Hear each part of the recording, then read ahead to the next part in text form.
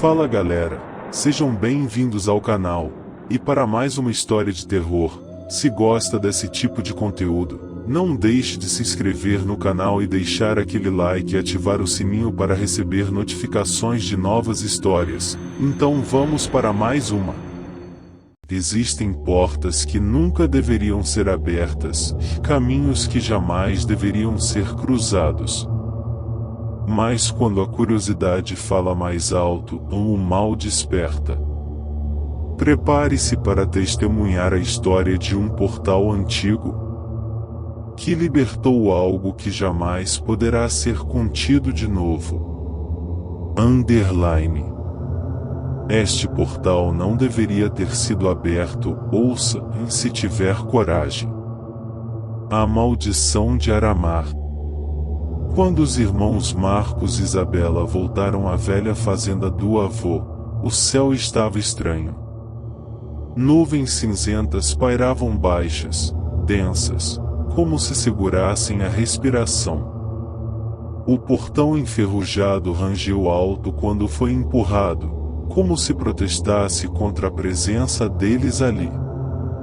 O mato estava alto, cobria as pernas até os joelhos, e o ar cheirava a terra molhada, madeira podre e alguma coisa antiga, e como carne esquecida. A fazenda, localizada em uma colina de difícil acesso em Aramar, um vilarejo praticamente apagado dos mapas, tinha sido abandonada desde a década de 90. Isabela lembrava vagamente do lugar na infância, mas sempre como algo embaçado, borrado por névoas de silêncio e pesadelos mal explicados. Já Marcos nunca havia voltado desde que era adolescente, e não se importava. Para ele, tudo aquilo era apenas um pedaço de terra valiosa esperando um comprador. Mas o povo da cidade, embora não os proibisse de ir até lá, olhava com olhos fundos e desviava o rosto ao saber do destino deles. Um velho chegou a murmurar na feira: ali o tempo não caminha. Ele se arrasta. E quando para, e o inferno espreita. Marcos riu. Achava tudo folclore de interior. Isabela, no entanto, sentiu um calafrio gelado subir pelas costas. Algo na voz do velho parecia antigo demais. A casa em si estava intacta por fora, como se o tempo tivesse parado. Porém, ao entrar, o cheiro era quase insuportável. Pó, urina seca de animal, ferrugem, e algo que só poderia ser descrito como ar do fundo da terra. No primeiro dia, encontraram móveis cobertos por lençóis, fotos amareladas penduradas tortas nas paredes e algumas páginas soltas de um diário escrito à mão, todas ilegíveis, exceto uma com a frase: quem desce, não volta. Quem escuta, não cala. Quem abre, e nunca está sozinho. No segundo dia, explorando os fundos da propriedade, encontraram o porão. Era uma construção externa, enterrada sob uma pequena colina de pedras cobertas de limo. Tinha uma porta de ferro com correntes cruzadas e 3 cadeados que já estavam quebrados, como se alguém já tivesse tentado entrar antes ou sair. Marcos, claro, queria ver. Ele acreditava que talvez houvesse algo de valor lá embaixo. Baús antigos, moedas, objetos históricos, dizia animado. Isabela não queria. Sentia um peso no ar, como se o ambiente sussurrasse, mesmo em silêncio. Dentro do porão havia um chão de pedra fria e, ao fundo, coberto por um tapete embolorado, um alçapão de ferro com símbolos riscados à mão. Os desenhos lembravam olhos fechados, dentes humanos e símbolos circulares, quase tribais, mas evidentemente antigos. A tinta, em se é que era tinta, parecia ter sido feita com sangue seco.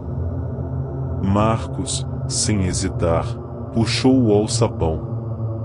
Uma escadaria de pedra coberta por limo e fungos se revelava, descendo quase 20 metros em linha reta, escurecida pela ausência total de luz. O cheiro vindo de lá era nauseante. Não era mofo. Era a morte. E no fim da escada, uma porta de pedra negra com entalhes fundos e estranhos. No centro, o símbolo, um círculo com 3 olhos fechados ao redor de uma caveira de boca aberta, como se gritasse em silêncio. Abaixo, em letras fundidas à pedra, em latim: Non aperias. Infernum vigit. Não abra. O inferno floresce. Isabela implorou para voltarem. Marcos ignorou. Pegou a marreta e quebrou o selo. O som que veio de dentro não era vento.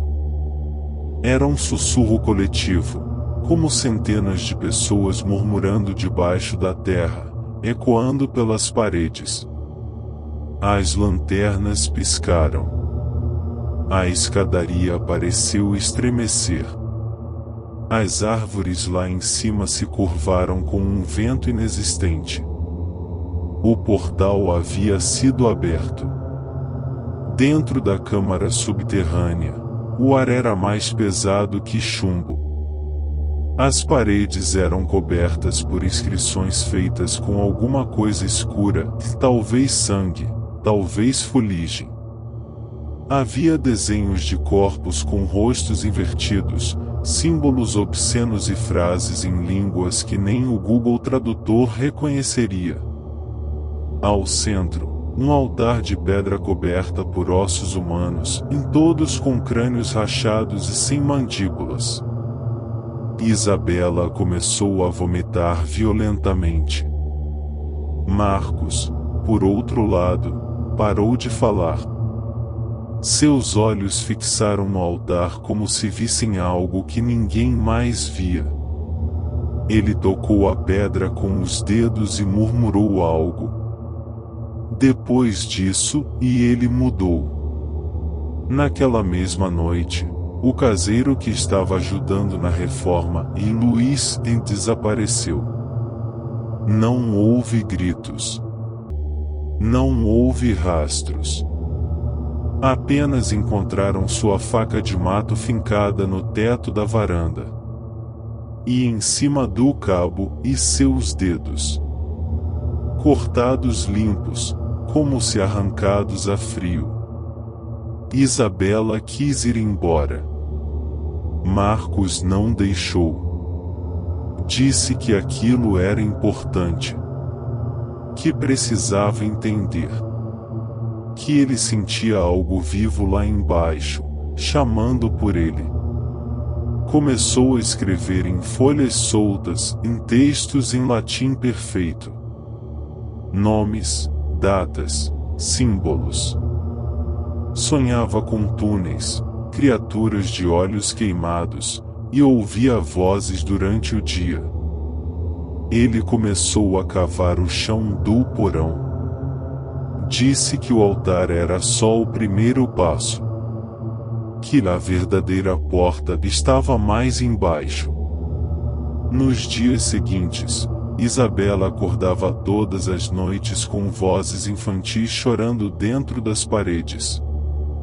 Outras vezes, ouvia alguém batendo na janela do quarto, mesmo estando no segundo andar. E certa noite, viu Marcos flutuando por alguns segundos na cozinha, completamente nu, com olhos negros e os pés cobertos de terra úmida.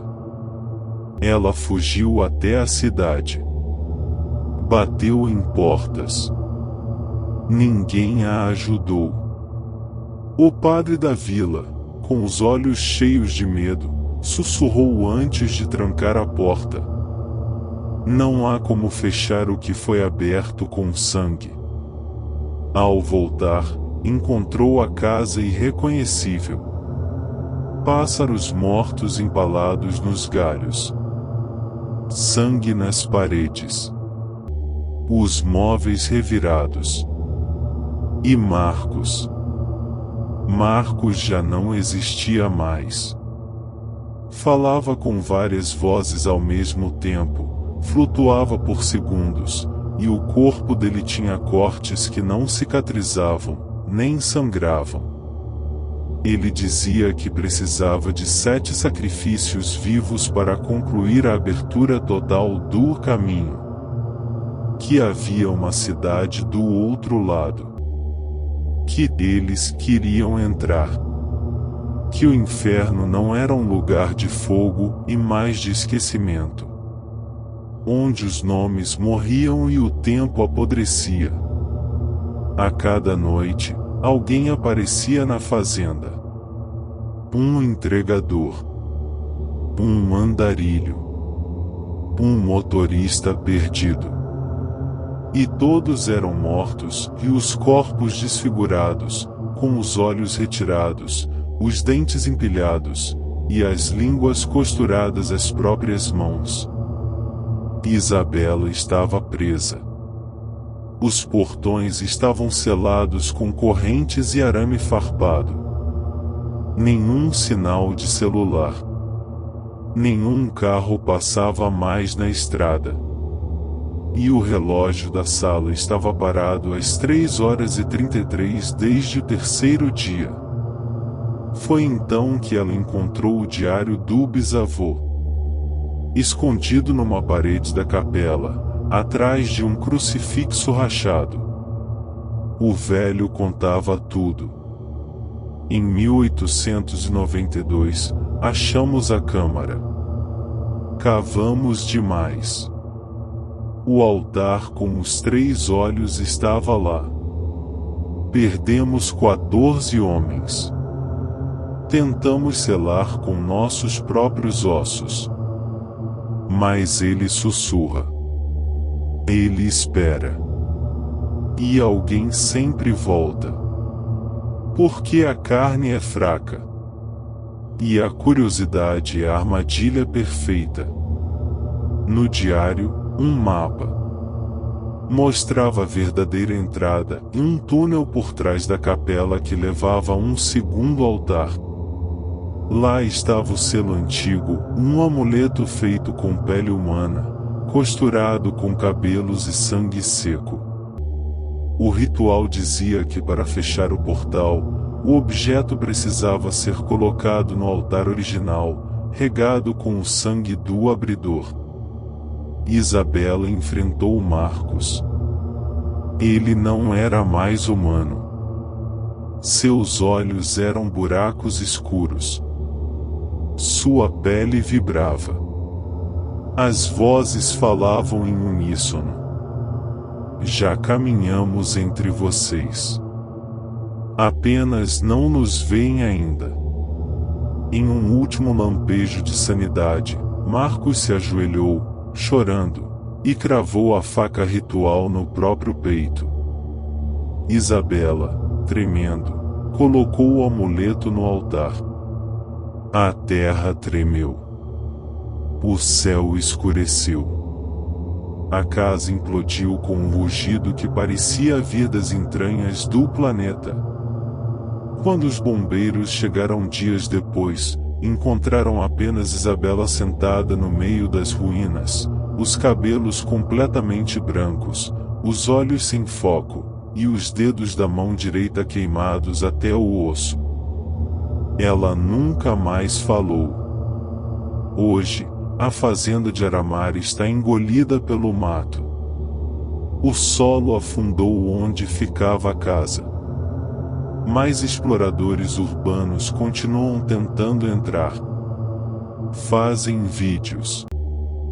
Postam na internet. E em um desses vídeos, no fundo de uma gravação feita por um adolescente sorridente, ouve-se claramente a voz de Marcos, arranhada, sussurrando direto na câmera. Abram de novo. Eles estão com fome. Fim. Se gostou, deixa o like e compartilhe. E não esqueça de se inscrever no canal.